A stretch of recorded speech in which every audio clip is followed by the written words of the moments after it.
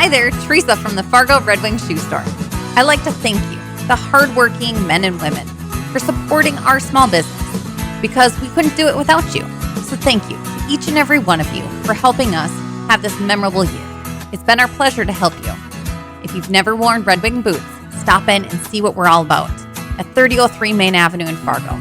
Red Wing shoes for ultimate durability.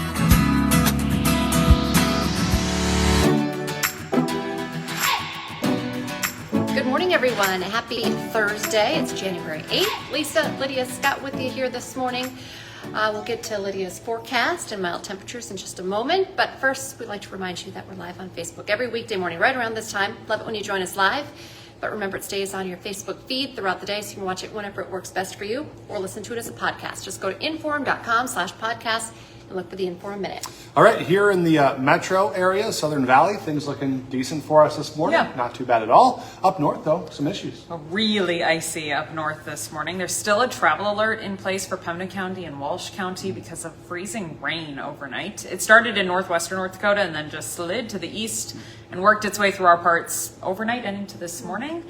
Very icy roads. I did just receive a video of people ice skating in Botno, North Dakota. So north central part of the state, just ice skating down the road. Not on a frozen pond or anything, just down the road. Right, that's icy. Because it got that icy. Yeah, I shared it on my Facebook if you want to look at it. Literal skating. It's interesting. Yes. So those conditions are improving now that the freezing rain has moved out, but obviously you're still watching for icy roads up north into northwestern Minnesota. The rest of us down south, some frosty roads thanks to kind of refreezing. We did some good melting yesterday. Yeah. We hit 38 yesterday afternoon. That's 20 degrees above average for this time of year.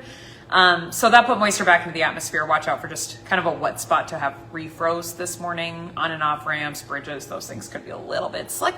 Otherwise, we're pretty quiet. We'll see some sunshine out west, more clouds to the east, and temperatures hovering near 30 today. Not as warm as yesterday, but not bad by January standards. Right. Tomorrow we wake up with pockets of fog. Most of your Friday is just mostly cloudy. Temperatures a little cooler in the 20s. Pockets of flurries start developing later Friday afternoon into Friday evening. Honestly, I think most of us don't even see a snowflake tomorrow, but you could catch a couple of flakes throughout your later Friday. That kind of develops more into a snow system, a little bit of patchy light snow, late Friday night into Saturday. Some of us will wake up with areas of snow on Saturday morning. That'll wind down from the west to the east as we go throughout Saturday. I'd say by the afternoon and the evening, it's gone. Doesn't leave behind a lot of snow. Trace to inch and a half. Dry, light, kind of fluffy. So when it's falling and it's meeting winds gusting out of the northwest between 30 to 35 miles an hour, there could be some visibility issues, some minor blowing snow. Focused on the valley and onto the Minnesota side. The further west that you go, the less likely you are to see any snow at all. Therefore, your travel looks okay. We'll be chilly on Saturday with highs in the teens, back into the 20s with some sun, partly cloudy. On Sunday, 30s Monday, Tuesday, and then more of an overall pattern shift, and we look to take a turn to the colder. So our little March and January stretch here is going to feel a little more January-like. I'd say by the third week of the month. So this is the first week. Next week, we're okay in the first part of that week, and then we start turning colder. By the third week of January, we're likely to be near or even below average for your temperatures, which means back to having highs in the teens, overnight lows near zero, if not sub-zero. It's been a while since we've been below zero. Off the top of my head, I don't think we've been below zero this year, except for New Year's morning. That was cold. I think ever since then, we've been above zero, which... Nice. In this part of the world in January, we all know it could be well below zero. I'll take it. So we'll look for colder weather by the end of next week. Okay, that's all. Thanks, guys. Thanks. Okay, well, we're tracking breaking news this morning. The North Dakota Highway Patrol and the BCI have issued a silver alert for a vulnerable teenager missing from West Fargo. They're looking for 18-year-old Zuya Armstrong. He was last seen around 10 last night in the area just south of West Side Elementary School. He was last seen wearing a black hoodie and gray sweatpants. If you have any information on where he may be, please call Red River Dispatch.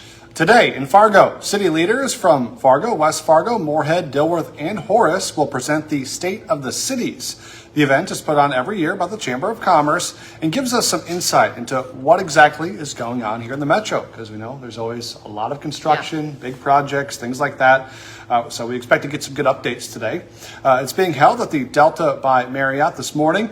The event is sold out. It started just a few minutes ago at 8 o'clock this morning. And we're going to have updates on what's said at the event throughout the day on our newscast. So stay with us on air and online on inform.com as well for updates on the state of the cities. A big story we're tracking for you right now. Fallout in Minnesota after a woman was shot and killed by ICE in the Twin Cities. So far, the protests have been peaceful, but an alert has been sent out to the Minnesota National Guard, so they are ready to be deployed if necessary. A member of the Minneapolis City Council has identified the woman killed as 37-year-old Renee Good. The Department of Homeland Security says she tried to run over an ICE agent. That's when the agent fired 3 shots, killing Good.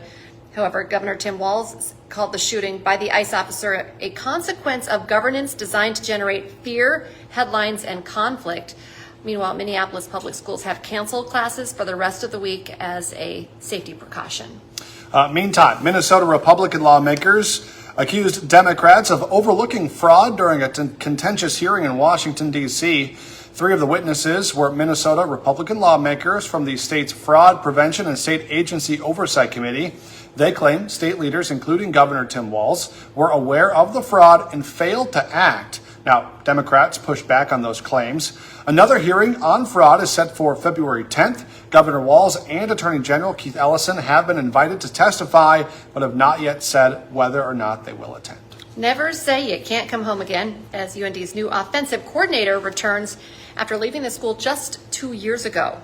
Plus, it's a big night of Summit League basketball. Can NDSU win a 12th straight game? Head coach Jory Collins previews the Bison women's matchup with Kansas City. Hot Mic is live from 9 to 11 on WDAY Extra. And don't forget, for just 99 cents a month for your first 3 months, get an all-access pass to our website, inform.com. Just go to inform.com/subscribe and you can get that deal.